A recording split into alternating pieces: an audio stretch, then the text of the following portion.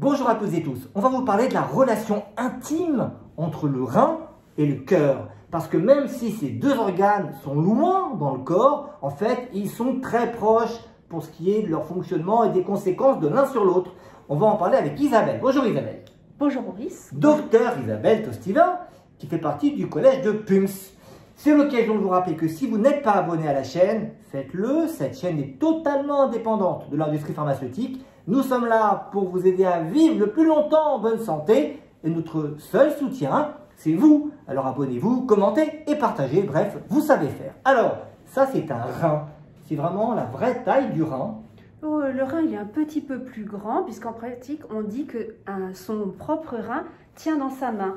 Donc là, il est un petit peu trop petit pour toi. Parce que en plus, j'ai des petites mains.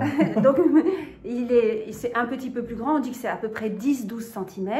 Et c'est incroyable de penser que quasiment 100 litres filtrent à travers le rein gauche et 100 litres par jour passent à travers le rein droit. Ça passe grâce à la vascularisation, parce que ça, c'est du rein en coupe.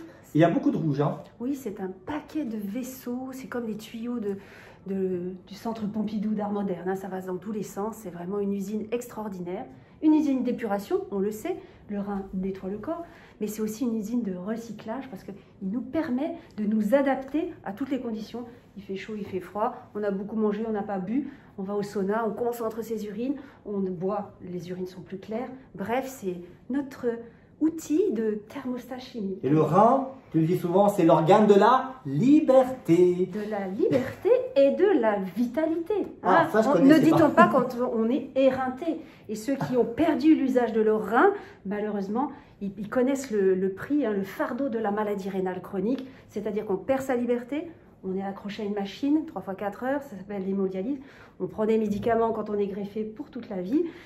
Et puis ceux qui ont perdu leur organe rein connaissent également la grande fatigue parce que c'est l'organe de la vitalité. L'autre organe, c'est le cœur. Et ça, on rappelle rapidement que le cœur, son rôle, c'est de propulser du sang avec de l'oxygène et des nutriments dans l'ensemble de l'organisme.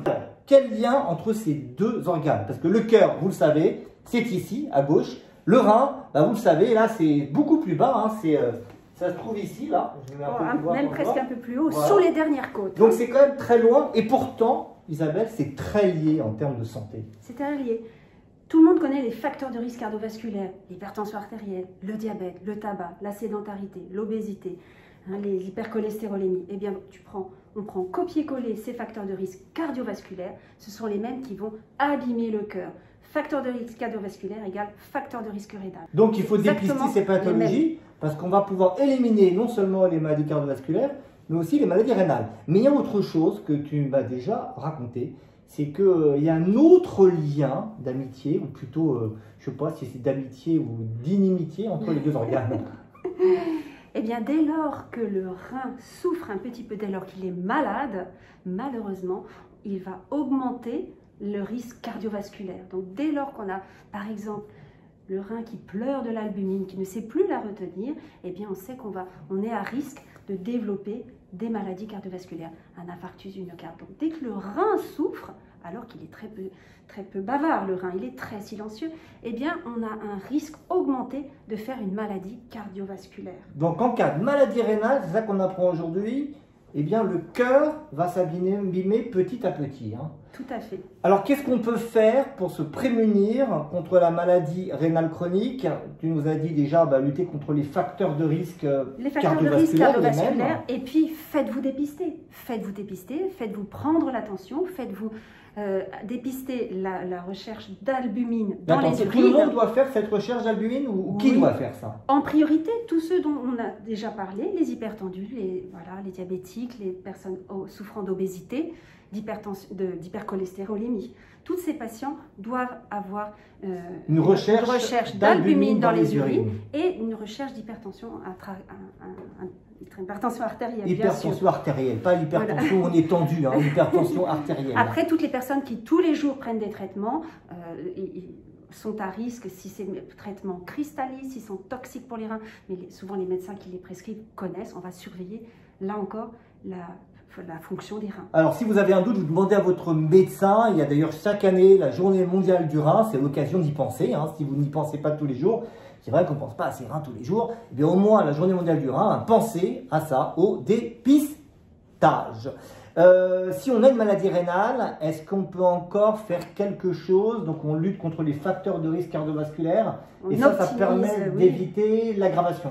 Exactement. Avant, on pensait néphrologie égale dialyse. Maintenant, or, tu sais que moi, je suis néphrologue préventive, c'est-à-dire que je m'attache à garder, conserver cette précieuse liberté des personnes atteintes de maladies rénales pour les retenir, pour qu'elles n'aient besoin ni de greffe, ni de dialyse. Et dorénavant, c'est tout à fait envisageable grâce à la prise en charge donc globale, la diététique, nutritionniste, c'est très important, le lifestyle, et puis de nouvelles molécules qui, comme par hasard, améliorent le cœur en même temps que le rein. Alors quand on regarde les vieux livres de médecine, et il n'y a pas si longtemps que ça, parce que dans nos études, hein, c'était il y a quelques années. C'était ce matin, on y retourne d'ailleurs, on a attendu. Dans les vieux livres de médecine, on nous dit qu'une fois que la maladie rénale, une fois qu'elle est installée, que l'insuffisance rénale a débuté, on ne peut plus rien faire, qu'elle va décliner à cette fonction rénale, et ça c'est plus vrai alors. C'est plus vrai du tout. On peut assécher les larmes d'albumine que le rein pleure dans les urines. On peut consolider un stade sans dialyse, puisqu'en fait il y a 5 stades, le dialyse c'est le 5e. Et on peut consolider si on dépiste en amont et qu'on met en place ces mesures de néphroprotection, on peut garder les personnes autonomes, c'est leur laisser la liberté de ne pas être accrochées ni à une greffe, entre guillemets, ni à une machine, et donc avoir une belle vie bien vécue. Gardons la liberté grâce à nos reins. Merci beaucoup Isabelle. C'est un plaisir. Merci Boris. Merci à toutes et tous de nous avoir suivis et il faut continuer à regarder PUMS. À très vite. À bientôt. Des infos et des conseils 100% fiables, abonnez-vous à PUMS. C'est sur YouTube.